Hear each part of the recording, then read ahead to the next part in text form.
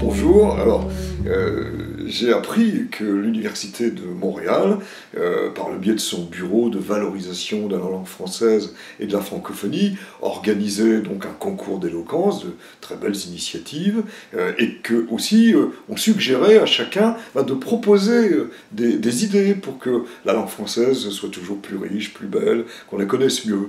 Alors, de mon côté, il se trouve que je fais des chroniques de langue, j'en fais 3 par jour, et par conséquent c'est un sujet qui me touche, et je pousserai volontiers chacun à faire des chroniques de langue, ça pousse à mieux connaître cette langue qui est la nôtre.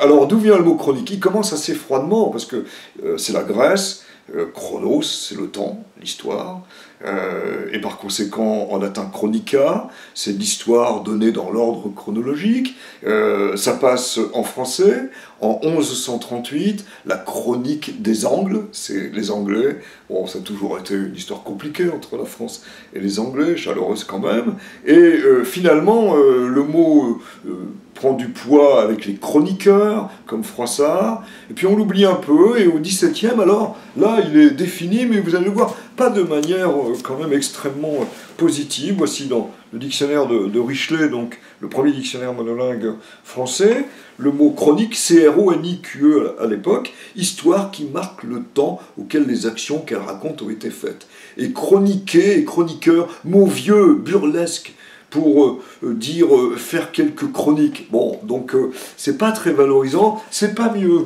10 ans plus tard, avec Furetière et son dictionnaire universel, et donc voilà la définition, alors cette fois-ci C-H-R-O-N-I-Q-E, hein, voilà la définition qu'il donne, histoire que selon l'ordre des temps, on ne le dit guère que des vieilles histoires.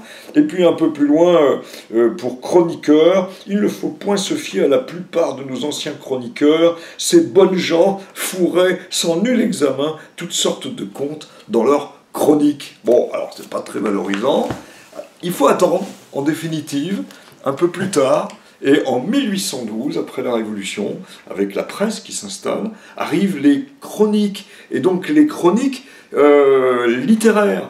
Et cette fois-ci, c'est sur un thème, tous les jours ou chaque semaine, eh bien, une information qui est donnée, assez courte, 1 page, 2 pages, quelques lignes.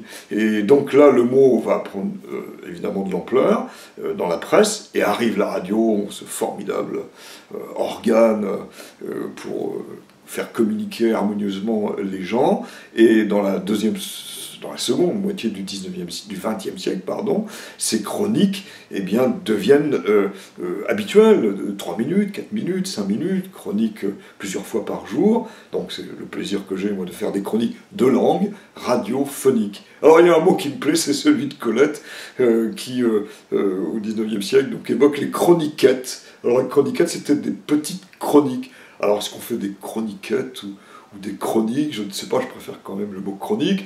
Le mot chronologie, vu par les verbicrucistes, ceux qui font des mots croisés, c'est la science qui date, donc qui est vieille. Non, alors les chroniques, ça ne date pas, c'est au jour le jour, c'est la vie de la langue, et donc je vous engage à rédiger des chroniques, c'est quelque chose de merveilleux.